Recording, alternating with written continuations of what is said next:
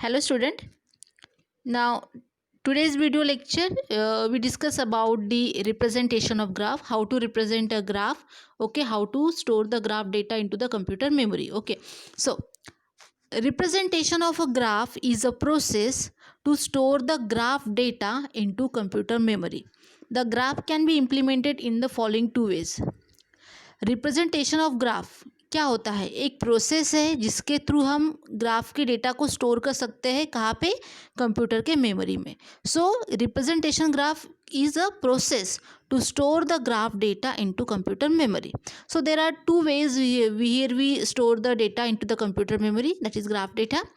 First one is the using array as a adjacency matrix. हम array के through भी data को computer memory में स्टोर कर सकते हैं. एरे के through it means that here we use adjacency matrix, जिसको हम बोलते हैं सीक्वेंशियल रिप्रेजेंटेशन. ठीक है. दूसरा वे होता है लिंक लिस्ट के थ्रू. ठीक है. Here we use link list as a adjacency list. ठीक है, जिसको हम बोलते हैं लिंक्ड रिप्रेजेंटेशन. ठीक है. तो अगर मुझे डेटा को कंप्यूटर मेमोरी में, ग्राफ डेटा को कंप्यूटर मेमोरी में स्टोर करना है तो उसके दो मेथड्स है. एक होता है using array as adjacency matrix, जिसको हम बोलते हैं सीक्वेंशियल रिप्रेजेंटेशन, और दूसरा होता है link list as adjacency list. ठीक है, is call as a linked representation. तो today's video lecture we discuss the sequential representation of graph, that is using array as an adjacency matrix. Okay, so graph can be represented through matrix in a computer system memory. अब यहाँ पे जो हम first method use करने वाले that is the array. सो यहाँ पे जो ग्राफ का डेटा जो रिप्रेजेंट होने वाला है कंप्यूटर मेमोरी में, वो by using array, that is here we use a adjacency matrix. Okay, so this is called as a sequential representation of graph. Okay, so this is a sequential nature. This type of representation is called as a sequential representation of graph, जिसमें हम graph data को computer memory में represent करने के लिए, process करने के लिए एरे का यूज़ करने वाले हैं, array as an adjacency matrix. तो इस तरह की कंसेप्ट को बोलते हैं sequential representation of graph. Okay, now graph can be comfortably represented using an adjacency matrix implemented through a two dimensional array. क्योंकि देखो, जब भी हम मैट्रिक्स की बात करते हैं तो इन जनरल हम टू डायमेंशनल मैट्रिक्स का यूज़ करते हैं. Adjacency matrix means what? Here we use a two dimensional matrix. Okay, so मतलब टू डायमेंशनल मैट्रिक्स में हम ग्राफ डेटा को इजीली कंफर्टेबली रिप्रेजेंट कर सकते हैं. So this representation of graph is also called as a static representation और called as a static graph. Okay, so graph can be represented using matrices. Adjacency matrix is n into n, that is number of rows and column जो रहेगी यहाँ पे वो कैसे रहेंगे? Equal रहेंगे. So each element of A is either 0 और 1. सो उसमें जो एलिमेंट होंगे मैट्रिसेस में, आप जो भी मैट्रिक्स क्रिएट करोगे उसमें दो ही टाइप्स के एलिमेंट होंगे, आइदर 1 होगा नहीं तो 0 होगा. उसकी कंडीशन है. ठीक है, either you put 1 in the matrices, okay, adjacent matrix, or you put the 0 in the adjacency matrix. अब वो कैसे होते हैं वो देखते हैं. ठीक है, तो हम यहाँ पे टू डायमेंशनल मैट्रिक्स का यूज़ करने वाले, जिसमें number of rows and number of column क्या रहेंगे? इक्वल रहेंगे. ठीक है, तो जैसे मैंने अभी बताया, इसका अजम्पशन क्या होगा? क्योंकि ग्राफ है, सो ग्राफ में हमें पहले तो हमारे पास ग्राफ होना चाहिए. ठीक है, तो ग्राफ के थ्रू ही हम एडजेसेंसी मैट्रिक्स को क्या कर सकते हैं? डिस्प्ले कर सकते हैं. तो ग्राफ होगा, उसके बाद नंबर ऑफ वर्टाइसेस होगी, that is set of vertices. Assumption what we required? So we required one graph. If you want to find out the adjacency matrix, so we required first of all the graph, then set of vertices is nothing but the nodes, then I and j का मीनिंग क्या होता है? Is edge connecting vertices. मतलब अगर one vertex है और to vertex है, सो वन वर्टेक्स का एक एज होगा, वन वर्टेक्स अगर हमारे पास वर्टाइसिस है और उन दोनों को कनेक्ट करना है मुझे, so we require the edges. तो उसको हम किसके थ्रू रिप्रेजेंट करने वाले हैं? आई और जे के थ्रू. ओके, सो मतलब number of rows and number of columns कितने हैं, मतलब कितने vertices connected with each other via edges. So that's can be identify by the edges connected between the V I and V J. Okay, then A of I and J, adjacency matrix है जिसमें रोज and column होते हैं, सो adjacency element हो गए. Then I J is nothing but this are the assumptions that we required for to calculating the adjacency matrix from the given graph. Okay, so if graph is directed graph, अगर आपका directed graph है तो उसमें condition क्या है, matrix का name क्या है, यहाँ पे ए है, ए ऑफ आई जे यानी number of rows and number of column, ठीक है, I for the row and J for the column.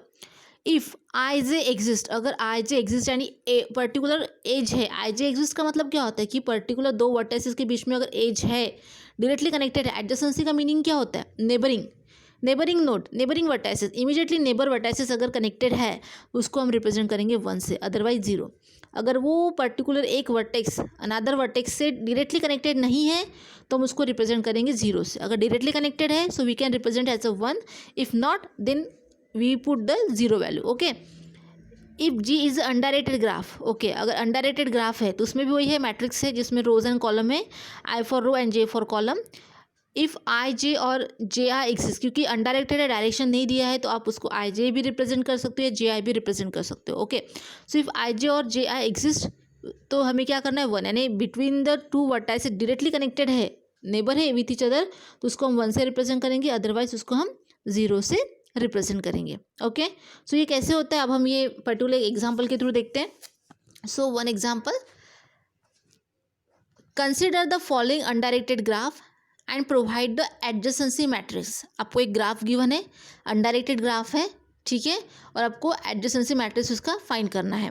So the graph has 4 vertices. Okay, आप देख सकते हो इन फिगर में 4 वर्टाइसेस है, 1 2 3 4, and it is undirected graph. और ये जो ग्राफ है ये क्या है, undirected, because this is not show the direction. Okay, so undirected graph, right 1 2 numbers of vertices that is 1 to 4 as a row and column. जैसे मैंने भी बताया था कि एडजेसेंसी अगर मैट्रिक्स बोल दो उसमें रोज एंड कॉलम आते हैं, तो यहाँ पे जो होता है कंसेप्ट क्या है, adjacency matrix by using array, the number of rows equal to number of column, जितने रोज होगी उतने ही कॉलम होते हैं, ठीक है।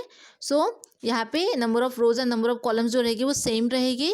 सो in the adjacency matrix if the edge exist between any two nodes, that is any two vertices के बीच में अगर डायरेक्टली कनेक्टेड है, एज है, so write it as a 1, otherwise 0 in the matrix. Okay, तो जो मैंने बताया था कि अगर कोई एडजेसेंट नेबर है किसी वर्टाइसिस का तो उसकी वैल्यू हम 1 से रिप्रेजेंट करेंगे, अदरवाइज उसकी वैल्यू होगी 0, ठीक है। सो आप यहाँ पे ग्राफ देख सकते हो, this is undirected graph because not showing the any directions, so that's what is undirected graph. जैसे मैंने बताया है कि number of rows and number of columns हम पहले डिस्प्ले कर देंगे, जैसे मैंने यहाँ पे बनाया है 1 2 3 4 जो बोल्ड में लिखा है, this is the number of rows and number of column. Okay, adjacency का मीनिंग क्या होता है, डायरेक्टली कनेक्टेड। तो देखो 1 अगर वो डायरेक्टली कनेक्टेड है तो 1 लिखना, अदरवाइज बाकी सब 0 आ जाएगा। ओके, सो 1 कनेक्टेड टू 2, तो 1 फर्स्ट जो है 1 कनेक्टेड टू 2 है, तो यहाँ पे क्या आ जाएगा, देख सकते हो आप, ये जो वर्टिकल लिखा है ये 1 2 3 4 ये आपके वर्टाइसेस है, और जो हॉरिजॉन्टल लिखे वो भी आपके वर्टाइसेस है। तो 1 किसके साथ कनेक्टेड है डायरेक्टली, तो 1 कनेक्टेड है 2 के साथ, तो 1 2 जो रहेगा 1 2 क्या हो जाएगा, 1 आ जाएगा। 1 किससे कनेक्टेड है, 3 के साथ, तो वहाँ पे भी 1 आ जाएगा। डायरेक्टली कनेक्टेड है तो वहाँ पे 1 लिखो, अदरवाइज 0। 1 किससे कनेक्टेड है, 4 से कनेक्टेड है, तो वहाँ पे भी 1 आएगा। यहाँ पे हमने लूप नहीं क्रिएट किया है, 1 it not connected to 1 it self loop नहीं है, तो इसलिए वहाँ पे आएगा 0। अब लेते हैं सेकंड वर्टाइसिस दैट इज 2 किससे कनेक्टेड है, 2 कनेक्टेड है 1 से, तो वहाँ पे हम 1 लिख देंगे। 2 किससे कनेक्टेड है, 3 के साथ कनेक्टेड है, तो 2 3 आ जाएगा।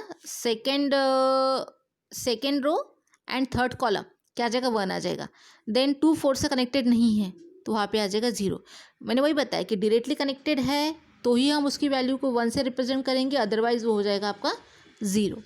उसी तरह से 3 कनेक्टेड है 1 से, तो थर्ड रो फर्स्ट कॉलम में आ जाएगा 1। 3 कनेक्टेड है 2 से, तो थर्ड रो सेकंड कॉलम आ जाएगा 1, ठीक है। देन 3 कनेक्टेड इटसेल्फ नहीं है, सेल्फ लूप नहीं है, तो 0 आ जाएगा। 3 connected to 4 third row fourth column क्या आ जाएगा, 4। उसी तरह से हम 4 को भी रिप्रेजेंट करेंगे। 4 कनेक्टेड टू 1 है, तो फोर्थ रो फर्स्ट कॉलम आ जाएगा 1। 4 2 से नहीं है तो 0 आ जाएगा। 4 कनेक्टेड टू 3 है तो उसमें क्या आ जाएगा, 1 आ जाएगा। और 4 इटसेल्फ कनेक्टेड नहीं है क्योंकि सेल्फ लूप नहीं है, दैट्स वाई 0 आएगा। तो वो कंडीशन ही है, अगर उसमें डायरेक्टली कनेक्टेड है कोई वर्टेक्स अनदर वर्टेक्स के साथ वाया एज, तो उसकी वैल्यू लिखो 1, अदरवाइज वो आ जाएगा 0, ठीक है। Now this is one simple example of the undirected graph. Now we can see the directed graph, direction so होती है वहाँ पे। So consider the following directed graph, graph and provide the adjacency matrix. The graph has 5 vertices, देख सकते हैं 1 2 3 4 5. Okay, and it is directed graph. Write number of vertices 1 to 5 as a row and column headers to represent it adjacency matrix. वही बताया कि जितने number of रोज होंगे उतने ही आपके कॉलम्स होंगे. ओके, सो वही कंडीशन है. अगर वो डायरेक्टली कनेक्टेड है तो हमें क्या लिखना है, 1 लिखना है, अदरवाइज हमें 0 से उसको इंडिकेट करना है. So if edge exist between any two nodes, okay, row column header indicates nodes, right it has a 1, okay, and I J and J I position. क्योंकि ये क्या है आपका डायरेक्टेड ग्राफ है, ठीक है. अदरवाइज हम यहाँ पे क्या लिखेंगे, 0 इन द मैटर. अगर वो डायरेक्टली कनेक्टेड नहीं है, एडजेसेंट नेबर नहीं है, तो उसको हम क्या करेंगे, 0. जो हमने अनडायरेक्टेड ग्राफ में शो किया था उसी तरह से हम यहाँ पे भी शो करने वाले हैं, ठीक है. So the representation of graph कैसे होगा, पहले तो हम नंबर ऑफ वर्टाइसेस लिख लेते हैं. कितने वर्टेक्स है आपके इन रोज एंड कॉलम फॉर्मेट में, 1 2 3 4 5. तो हम एडजेसेंसी मैट्रिक्स में रो और कॉलम के फॉर्म में वर्टाइसेस लिख लेते हैं. उसके बाद देखेंगे 1 इटसेल्फ कनेक्टेड नहीं है, सेल्फ लूप नहीं है, तो 0 आ जाएगा. 1 कनेक्टेड टू 2 है क्या, येस है, तो उसकी वैल्यू आ जाएगी 1. 1 किससे कनेक्टेड है, 1 कनेक्टेड बाकी किसी से भी कनेक्टेड नहीं है, ठीक है. देन उसके बाद वर्टेक्स नंबर 2 किससे कनेक्टेड है, 2 कनेक्टेड है. 1 से कनेक्टेड है क्या, नहीं है. 1 itself to itself self loop है क्या, नहीं है. देन 2 किससे कनेक्टेड है, 2 कनेक्टेड है, देखो यहाँ पे 2 कनेक्टेड टू, यहाँ पे मिस्टेक हो गया है. देखो प्रिंटिंग मिस्टेक है यहाँ पे. 2 इज़ कनेक्टेड टू 3 1 दिखा है, लेकिन ये रॉन्ग है. 2 कनेक्टेड टू 4 है, तो आपको ये करेक्शन करना है. यहाँ पे जो सेकेंड रो थर्ड कॉलम जो लिखा है उसमें 1 लिखा है, तो वहाँ पे 0 आ जाएगा. और क्योंकि 2 कनेक्टेड टू 4 है, सो वहाँ पे 4 की जगह पे क्या आ जाएगा, आपका 1 आ जाएगा. देन 2 कनेक्टेड टू 5 नहीं है, ये डायरेक्शन शो कर दे. तो हम यहाँ पे अगर वो डायरेक्शन उसकी तरफ जा रही है डायरेक्टली, तो ही उसकी वैल्यू हम 1 लिखेंगे, अदरवाइज 0 आ जाएगी. उसके बाद वर्टेक्स 3 1 से कनेक्टेड है. देखो यहाँ पे प्रिंटिंग मिस्टेक हुआ है, आपको वो करेक्ट करना है, ठीक है. तो 3 1 से कनेक्टेड है, येस है, तो उसकी वैल्यू 1 आ जाएगी. 3 2 से कनेक्टेड है क्या, नहीं है, तो वैल्यू आ जाएगी 0. ओके. देन 3 किससे कनेक्टेड है, 4 से कनेक्टेड है, नहीं है, तो वैल्यू 0 आ जाएगी. डायरेक्टली कनेक्टेड है तो 1 लिखो, otherwise 0. 3 connected to 5, yes, 3 connected to 5, value आ जाएगी उसकी, वैल्यू क्या आ जाएगी, 1 आ जाएगी. उसी तरह से अगर हम वर्टेक्स 4 लेते हैं, तो वर्टेक्स 4 किससे कनेक्टेड है, वर्टेक्स 4 जो है वो 1 से कनेक्टेड नहीं है, तो वैल्यू आ जाएगी 0, देखो, ठीक है. Then 4 connected to 2, yes, 4 connected to 2, value आ जाएगी 1. 4 कनेक्टेड टू 3, येस, तो वैल्यू आ जाएगी 1. Then 4 connected to 5, yes, 4 connected to 5 है, तो इसकी वैल्यू आ जाएगी 1, ठीक है. उसी तरह से वर्टेक्स 5 को लेंगे हम. 5 कनेक्टेड टू 1 है क्या, 5 कनेक्टेड टू 1 है. देखो यहाँ पे ना एरो नहीं हुआ है, ये थोड़ा सा प्रिंटिंग मिस्टेक है. आपको अगर डायरेक्शन है तो उसको डायरेक्टली कनेक्टेड है तो आप उसको 1 शो करो, अदरवाइज आपको 0 शो करना है. तो 5 कनेक्टेड टू 1, येस है, 5 कनेक्टेड टू 1 है. देन 5 कनेक्टेड टू 2 भी है, ठीक है. 5 कनेक्टेड टू 3 नहीं है, वैल्यू 0 आ जाएगी. 5 कनेक्टेड टू 4 है, 5 नहीं है क्योंकि 4 कनेक्टेड टू 5 था, वैल्यू आ जाएगी 0. और 5 इटसेल्फ कनेक्टेड नहीं है, तो यहाँ पे वैल्यू आ जाएगी 0. तो यहाँ पे थोड़ा प्रिंटिंग मिस्टेक हुआ है. आपको क्या करना है, according to the direction directly connected है तो उसको वैल्यू 1 दो, अदरवाइज 0 दो, ठीक है. So this is the representation of graph using array as an adjacency matrix, okay, or it is called as a sequential representation. आपको एक ग्राफ गिवन रहेगा, उसके थ्रू आपको क्या करना है, मैट्रिक्स को डिफाइन करना, डिस्प्ले करना है, एडजेसेंसी मैट्रिक्स को. तो इसमें number of rows and number of columns क्या होते हैं, इक्वल होते हैं, ठीक है. Now here we discuss about some advantages and disadvantages of array representation of graph. Okay, so what is that? Advantages क्या है, simple and easy to understand है, ठीक है. ग्राफ में एडजेसेंसी मैट्रिक्स के थ्रू अगर वो डायरेक्टली कनेक्टेड है तो 1 से रिप्रेजेंट करो, अदरवाइज 0 से रिप्रेजेंट करो, तो इसको सिंपल और अंडरस्टैंड करने के लिए ईजी है. Graph can be constructed at run time, हम एट रन टाइम पे ग्राफ कंस्ट्रक्ट कर सकते हैं. उसके लिए हमें पहले से मेमोरी अलोकेट करने की ज़रूरत नहीं होती है. Efficient for dense, that is lots of pages in graph. Graph में अगर नंबर ऑफ पेजेस बढ़ भी जाती है, ज़्यादा है, so it not issue, it efficient for that, ठीक है. देन इसका प्रोग्रामिंग इजी होता है, सिंपली इजी टू प्रोग्राम, ठीक है. ग्राफ के थ्रू अगर मुझे प्रोग्रामिंग करना है तो इजी होता है. Most of the implicit graph problem can be easily represented as the adjacency matrix with little or more or no processing. ठीक है, अगर मुझे ग्राफ रिलेटेड प्रॉब्लम अगर सॉल्व करना है by using array as an adjacency matrix, तो उसके लिए हमें बहुत थोड़ा कैलकुलेशन पार्ट करना पड़ता है या रिक्वायर नो प्रोसेसिंग, ओके, या मुझे कोई प्रोसेसिंग कंप्यूटेशन करने की भी ज़रूरत नहीं पड़ती है. ग्राफ प्रॉब्लम हम बाय यूजिंग एडजेसेंसी मैट्रिक्स के थ्रू हम इजीली सॉल्व कर सकते हैं विथ लिटिल प्रोसेसिंग और no processing. Okay, then add up easily to different kinds of graph. हम डिफरेंट टाइप्स के ग्राफ को इजीली एडअप करके उसके थ्रू डेटा को रिप्रेजेंट कर सकते हैं, मेमोरी प्रॉब्लम को सॉल्व कर सकते हैं. Then disadvantages of array representation of graph. Adjacency matrix consume huge amount of memory for storing a big or large graph. जैसे मैंने बताया कि हम इसमें लॉस ऑफ एजेस अगर ग्राफ में है तो उसको स्टोरेज करने के लिए भी उतनी ज़्यादा जगह लगेगी. ठीक है, हम अगर मुझे बहुत बड़ा ग्राफ को स्टोर करना है, उसके थ्रू मुझे प्रॉब्लम सॉल्व करना है, क्योंकि ग्राफ के थ्रू प्रॉब्लम सॉल्व करना इजी होता है क्योंकि ये सिंपल टू अंडरस्टैंड है, बट उसके लिए स्टोरेज के लिए भी उतनी ही जगह लगेगी. जितने आपके वर्टाइसेस होगी, जितने ज़्यादा एजेस होंगे, उतना हर एक एज के लिए, हर एक वर्टाइसेस के लिए हमें स्टोरेज स्पेस रिक्वायर्ड होती है. सो अगर बिग और लार्ज ग्राफ है तो ह्यूज अमाउंट ऑफ मेमोरी लगेगी for storing the graph, large graph. Adjacency matrix requires huge effort for adding removing the vertex. ठीक है, अगर मुझे किसी वर्टेक्स को ऐड करना है, किसी को रिमूव करना है, जिसके लिए मुझे एफर्ट्स ज़्यादा लगता है, huge amount of effort is required for adding और removing the vertex, okay, in the graph. ये एक डिसएडवांटेजेस है.